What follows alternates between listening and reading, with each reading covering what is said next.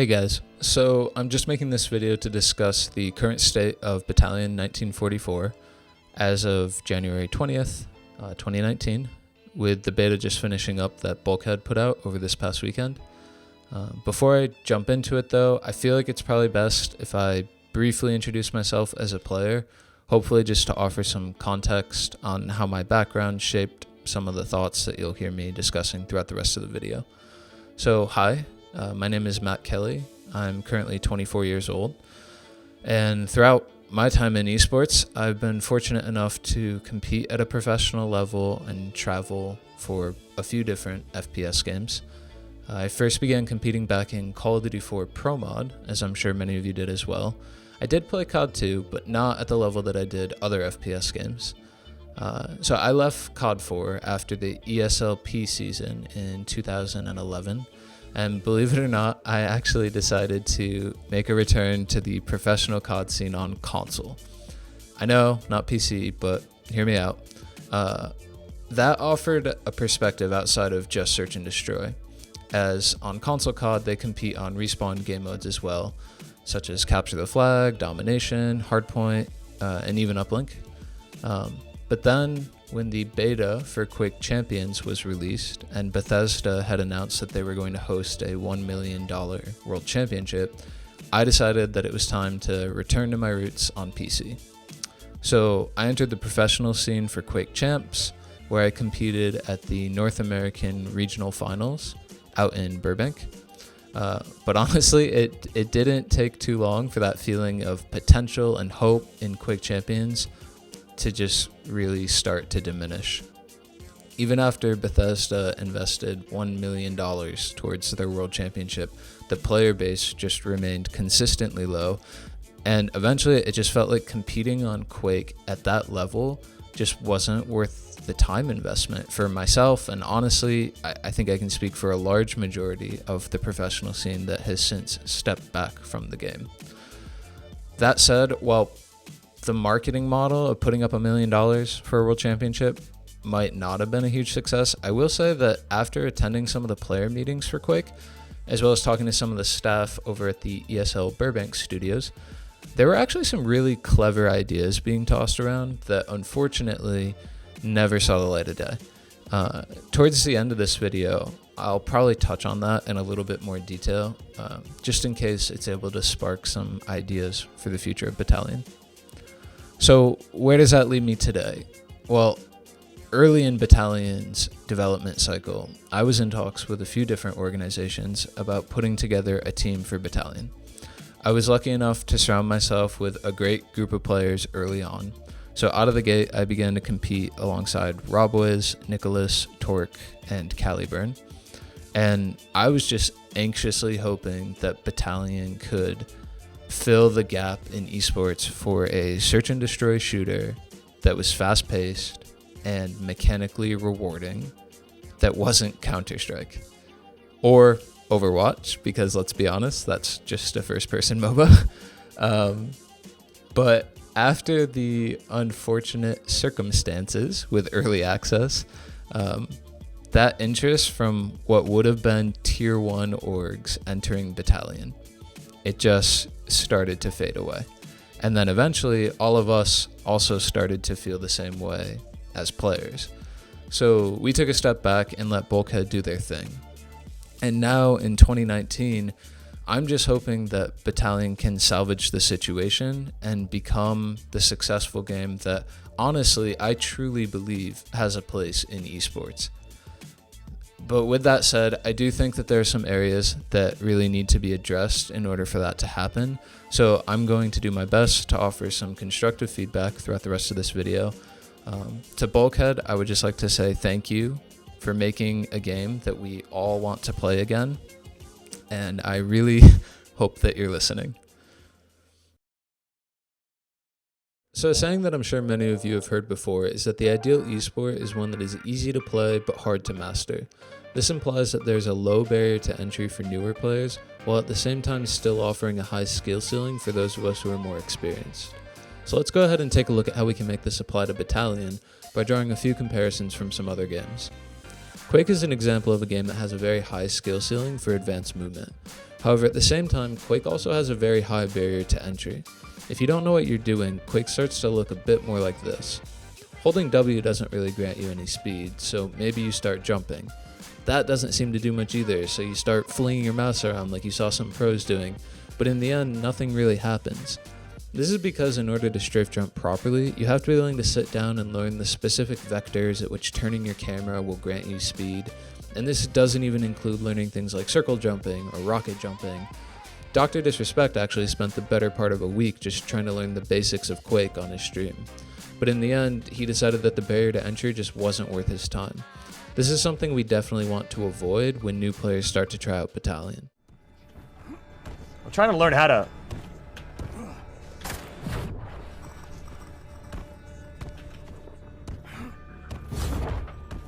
There's like a quick way to like move ahead, right?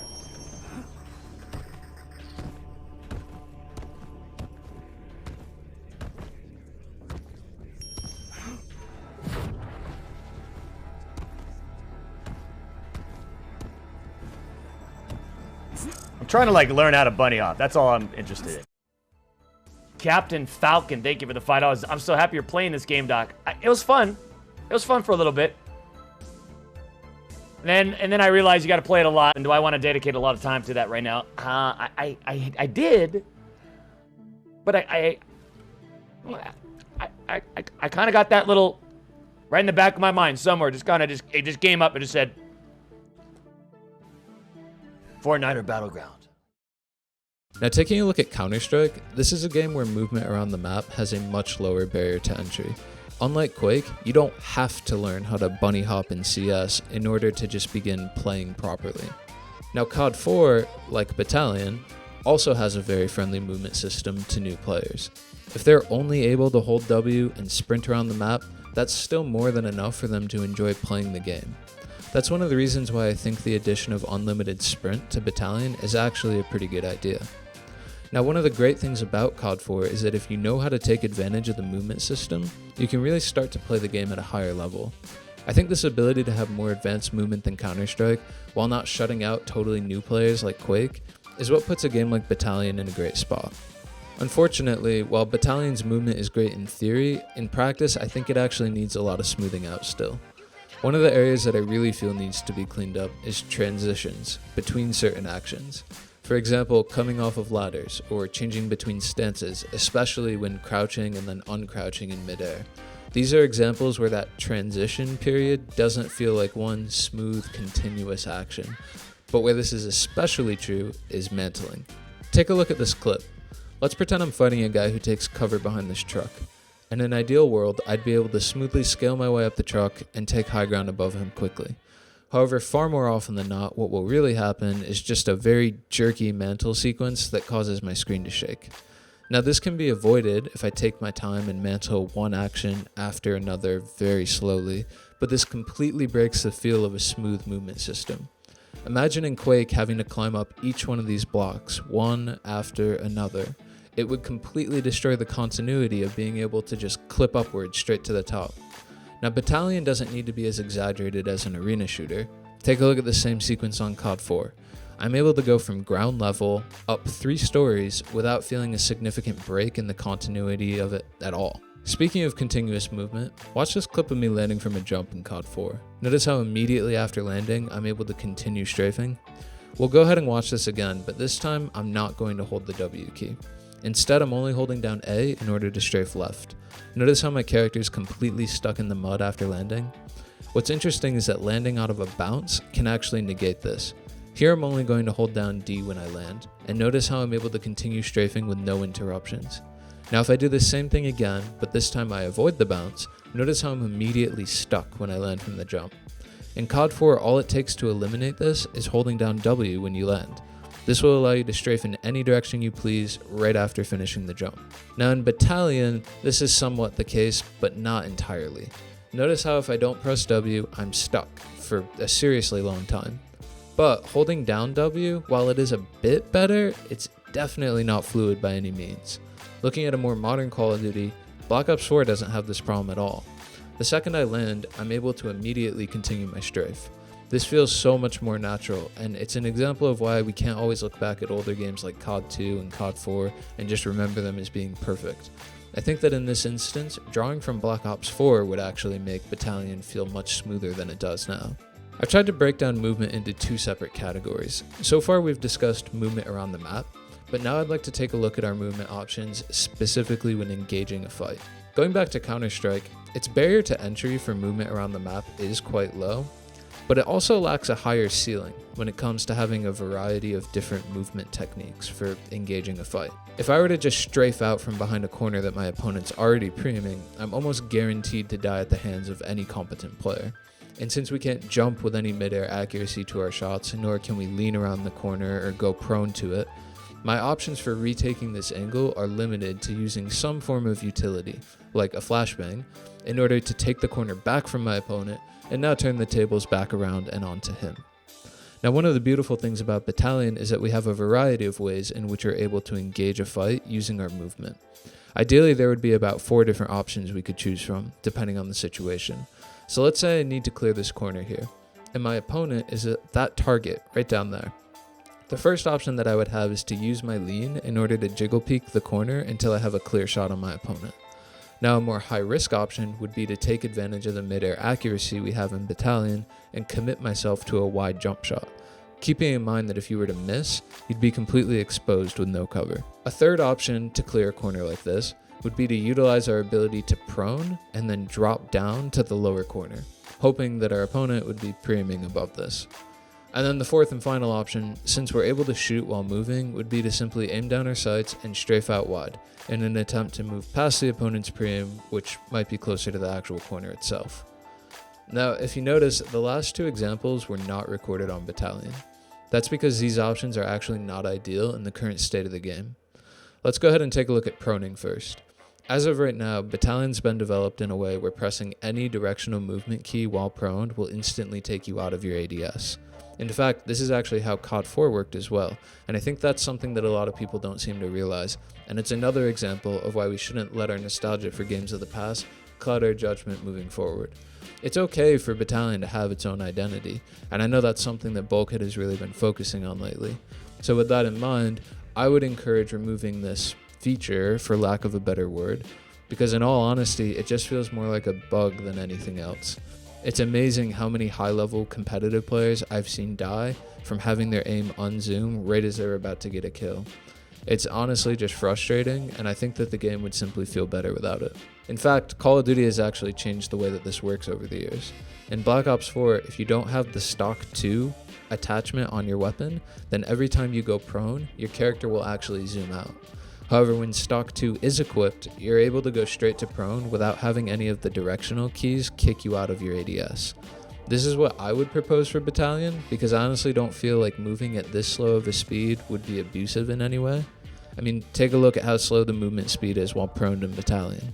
This isn't a game-breaking speed by any stretch of the imagination, so allowing this would simply add to the continuity of player movement, while also offering us more options when choosing how we'd like to engage a corner. The reason I chose not to demonstrate the fourth option of ADS strafing with a clip from Battalion is because of how slow the current ADS strafe speed actually is.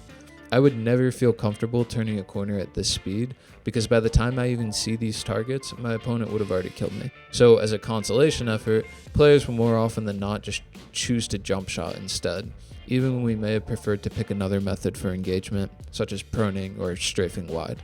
Now, I understand how important it is that there's a balanced relationship between how quickly a rifle versus an SMG can move while ADS'd. That said, I think that a more generous movement speed would afford us more opportunities when engaging fights, while still remaining an appropriate speed overall. Although it would be important to increase the ADS speed of SMGs accordingly, because alongside hipfire, this is one of their most distinct advantages when balancing them against rifles.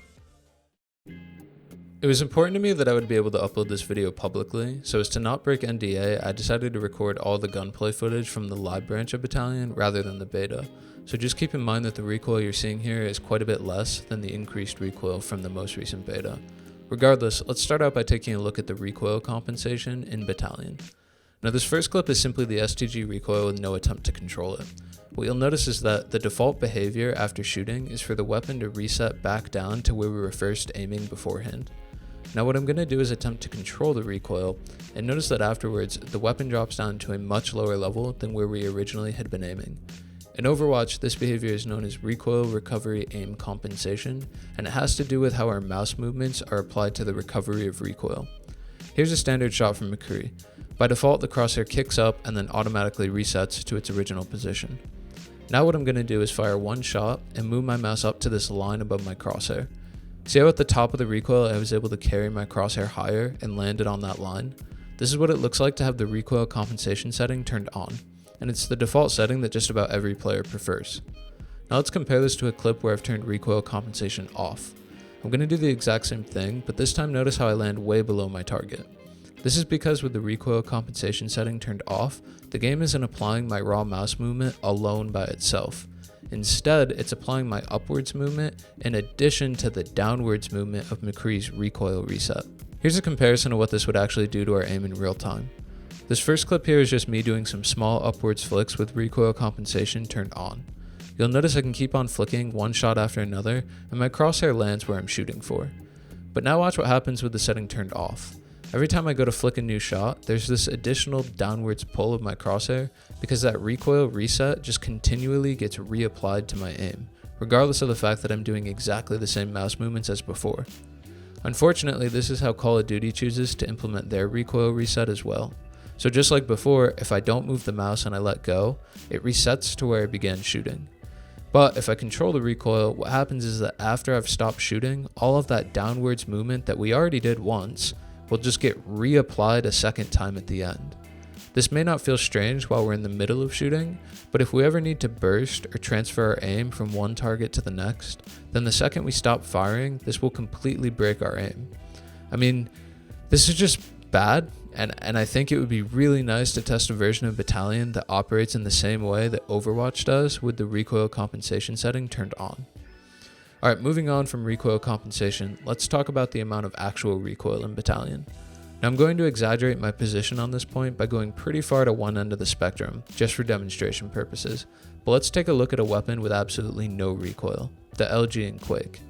Now this is the perfect example of something that is easy to use but hard to master. The barrier to entry is so incredibly low because you just point and shoot, it's hit scan, and everything goes exactly where you're aiming. At the same time, this is compensated by a long time to kill in arena shooters, which means that you have to maintain your tracking on the opponent for a prolonged period of time. If you engage in an even fight with someone, the player with the stronger aim will walk away from the fight on top. This style of aim allows players to showcase the purest form of their aiming ability without their tracking being interrupted by things like recoil. And again, please just keep in mind that these are exaggerated examples to demonstrate one end of the spectrum. Battalion will obviously look and feel far different than Quake, but I think rewarding strong aim over longer periods of time should be valued more than controlling recoil over someone's hitbox for just a few frames. It's also far more attractive to watch as a spectator. Seeing aim in a very pure and unaltered setting looks a lot more skillful than seeing shaky shots and then not being sure if that person's aim was just poor or if that was just the weapon's recoil. This next point's going to be pretty blunt, but personally I think that bolt action weapons should have far less hit markers. In fact, I believe they should have very few, if any at all. The idea of a sniper or a bolt-action rifle is that you either hit or you miss. It's binary, and not every scenario allows you to react to what part of the hitbox you're aiming for. When reacting to an unexpected situation, our brains are simply identifying something that's taken us by surprise, and we're snapping towards it as quickly as possible. Landing a clutch shot like this should be hit or miss. But instead, we have to randomly deal with the fact that we hit someone's limb versus their torso versus their thigh, while they've just jumped across our screen in less than a second. I just don't feel like it's very enjoyable to watch someone lose a clutch situation because their flick shot got a hit marker. Alongside that, it also feels like having the M1 jam when you fire too fast just comes from a place of nostalgia. It's not a feature that adds much depth to the game. All you have to do is learn to fire it at the correct rate before it jams. And I honestly feel like most people who are new to Battalion will just start shooting their M1 and thinking that it randomly feels clunky. I mean, the weapon already can't be reloaded, so continuing to make it more realistic just seems silly from an objective standpoint. I think it's totally fine if the choice to balance the fire rate is made. Go ahead and make it slower. but just make it a steady fire rate cap like every other weapon. It's far more intuitive that way, and I just don't feel the jamming feature really adds much skill to the game. Instead, I think it's just appreciated by some, maybe for nostalgic reasons, even though objectively, it's less smooth of an experience. Lastly, I think mid-air accuracy needs to stay.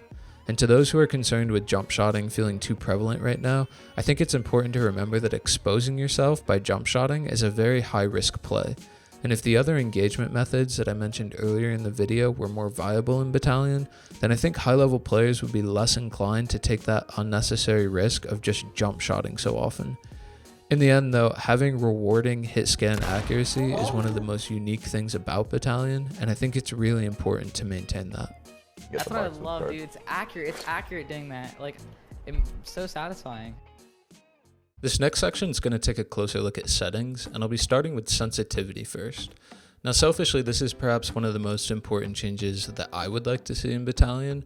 I'm a huge nerd when it comes to the science of all this. I mean, just to give you an idea, I'll spend my free time reading medical journals about the physiology of aiming.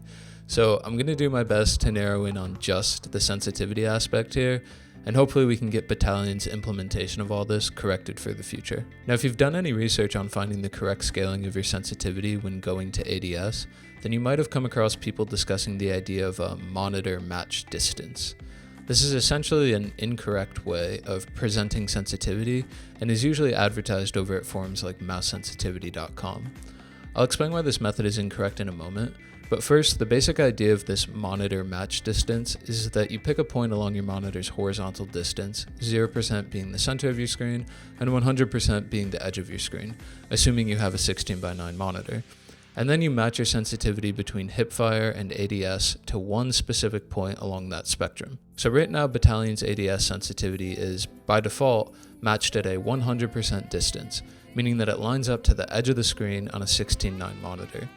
Now, Call of Duty has used a more correct scaling method since COD 4 onwards, that being 0%, or the center of your screen, regardless of what aspect ratio you're using. However, the reason matching to a monitor distance in general is flawed is because we're playing in a 3D environment. So when we change the position of our mouse along the y-axis, which is known as pitch, then what happens is our horizontal mouse movements start to curve. So even if we pick a value along the monitor distance chart, as soon as we move our mouse above or below perfect horizontal, that entire scale that we were using in the first place becomes a completely inaccurate reference point.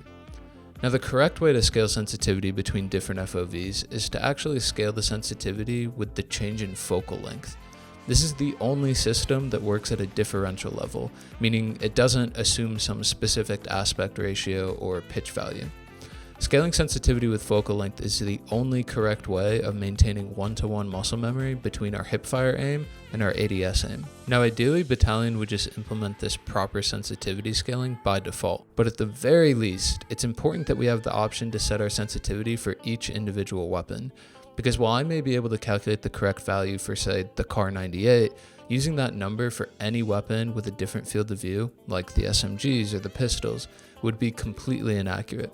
The final thing to remember for sensitivity is that we aim down our sights over a period of time, so it's important that our sensitivity is applied properly during this transition period.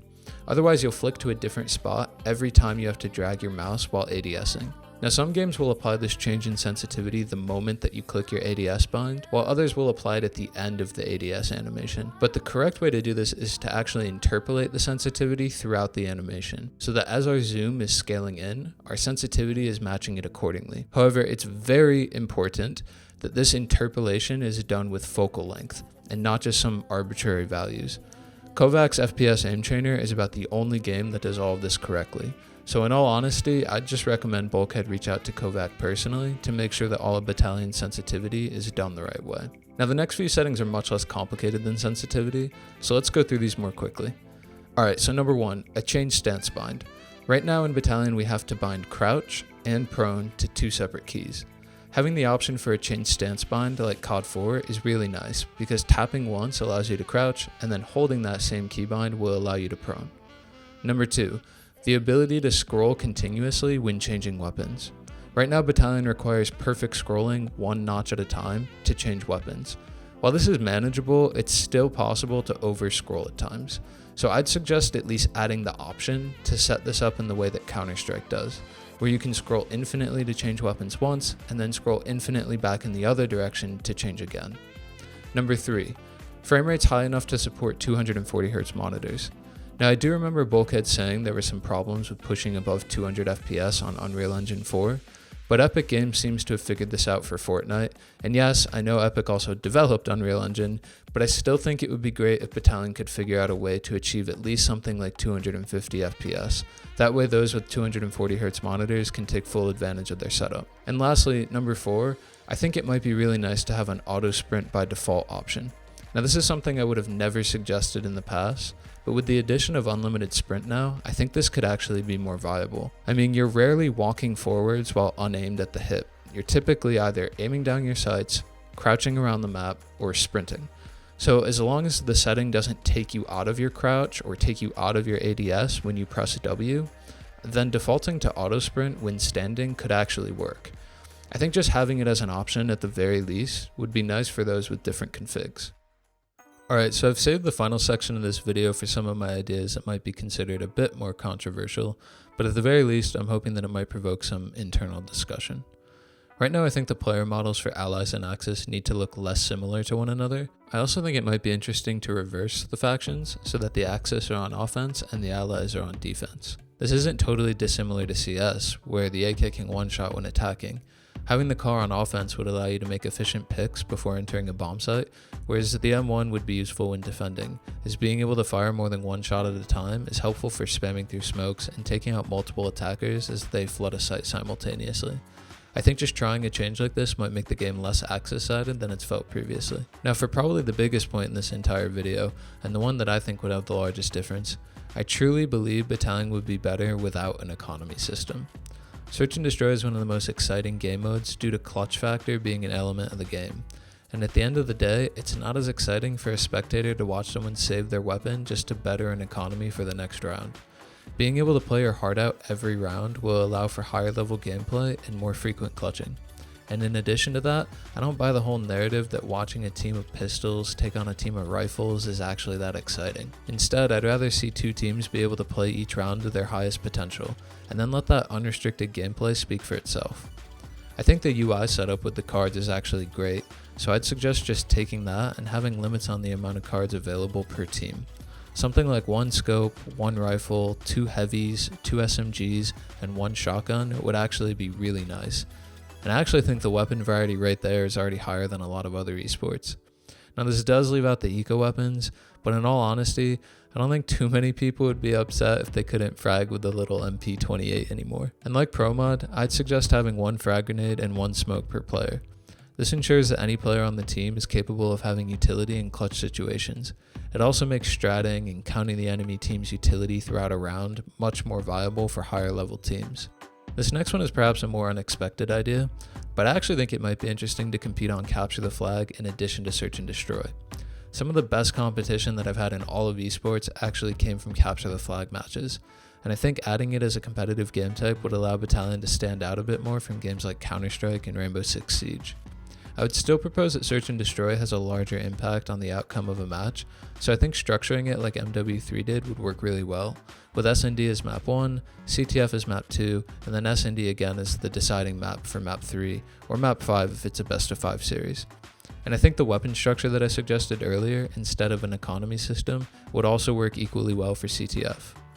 And now, to bring everything full circle with the beginning of this video, that idea for Quake Champions that never saw the light of day. Well, at the ESL Burbank studio, there was talk that instead of Bethesda just pouring $1 million into one tournament, they could have instead provided player salaries over the course of a pro league season. No one wants to compete for one big weekend and then have nothing left to play for after. At the same time, spreading that money thin over lots of smaller tournaments isn't all that appealing either. Having a viable salary for each player over the course of an inaugural Pro League season would allow the game to be advertised over a longer period of time and would even bring in top organizations, as they're able to acquire rosters for a decent contract length while also getting players that are already receiving a base salary. Alright, so that about wraps this video up. Thank you to those of you who have made it this far. I hope you've been able to learn at least something. That said, we're all entitled to our own opinion, so I'm open-minded to other points of view as well. To the developers over at Bulkhead, thank you again for creating this game, and if you're ever interested in speaking further, then feel free to reach out to me on Twitter. And to everyone else, if you've enjoyed this video, then feel free to retweet it using the link in the description. I'd appreciate that a lot. Alright, thanks so much guys.